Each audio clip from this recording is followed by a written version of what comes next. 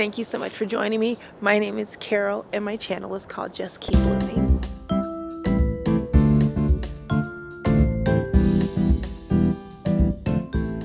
We are having a beautiful, clear, crisp early spring morning, and I would like to show you my garden.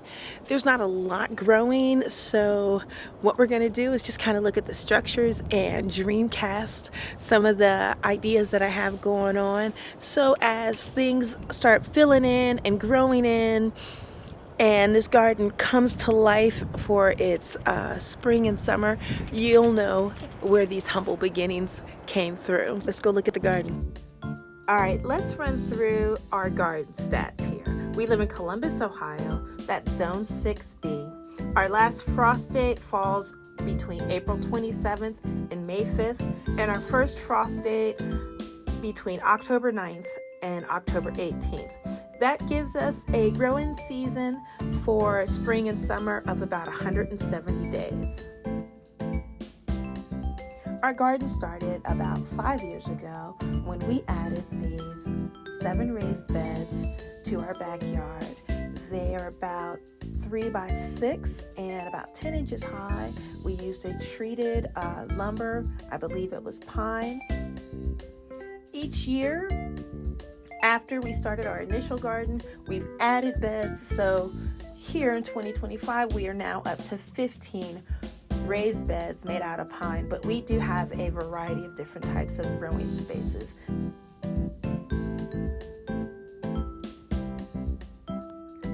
Now that we've made it past our raised beds, you are looking at the very back of our yard, our neighbor's fence, where we have planted pollinators and perennials.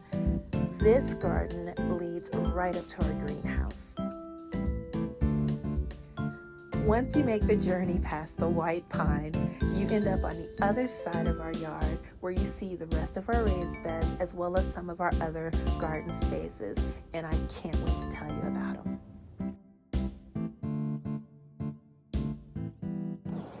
These are my baby pool beds. They're a little mismanaged right now, but they are a really great way to have a raised bed immediately. They're just medium-sized baby pools. You can get them for less than $10.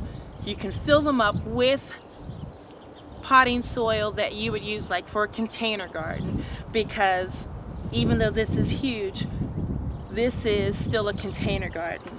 So this is a really great way to be able to start a garden immediately, stress-free. Some of these are close to like 3 years old, so it's really durable plastic. It doesn't shatter and break apart.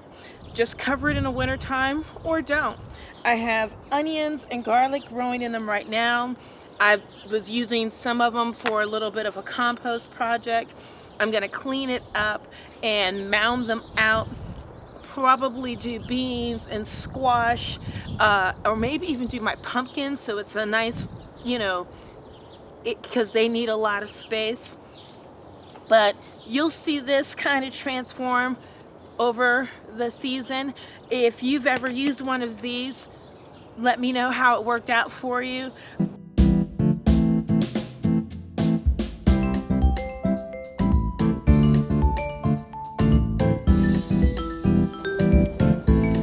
This is at the top of my garden.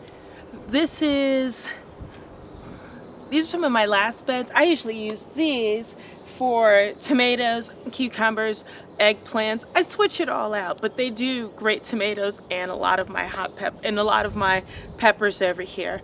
I put my sweet peppers over here so that way I can try to keep them from turning into hot peppers over time. So sometimes it works, sometimes it doesn't.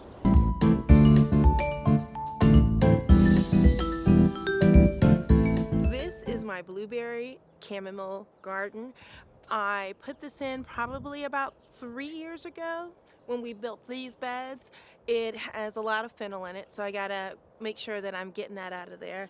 The chamomile comes in and it smells wonderful, and I'm kind of creating a tea garden, so I'm really trying to learn a little bit more tea magic this year and be able to really use my herbs and use native plants and create more teas that I can be able to harvest and keep me warm through the winter. So we'll see when this all comes through.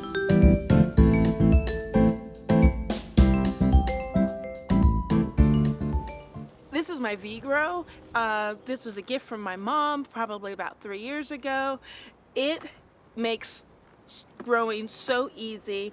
It's a much higher bed. You fill it like there's a whole bunch of different ways and tutorials on how you can fill it. Right now it is growing garlic that I planted last year. I used it for my hotbeds. Ah!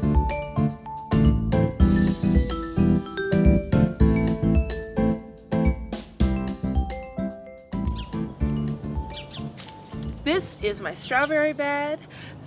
I put this together last year. I had my strawberries in my beds last year for the past couple of years, and it never worked out to where I would see when the ripe strawberries were ready in time. So I pulled everything out. I put them in some of my laundry baskets again and some of these containers. These containers were some raised beds that I purchased from a big box store, where when I put the soil in, it made it too heavy and the legs bowed. So I just have them up on cinder blocks now, and actually it's perfect.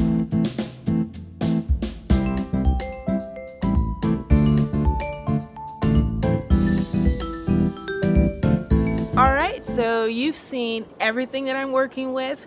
I got some things in the greenhouse and a couple of other little beds that I'm going to be creating. I'm still getting together my goals for 2025 as a gardener, as well as getting my project list together. You know how that goes. You think it's going to be one thing, but it ends up being 10. I'm doing a lot of small garden cleaning up, not necessarily doing anything to disturb the pollinators, because we need those, but just getting the trash that blows into your yard, getting the things that you had in your yard that winter pretty much destroyed, cleaning up a lot of stuff, cleaning up after the dogs, and just kind of constantly making sure that, you know, my stuff's not blowing all over the place. I have seeds started in my greenhouse, and yes, I am going to have this fuchsia chair when I want to wax poetically the way Jess does, because this is my tribute to her for getting me into my garden. So this is where we're going to have our, this will be where we have our talks. Well, thank you so much for joining me in my garden. I can't wait to hear your feedback. I can't wait to see your gardens, and thank you. Just keep blooming.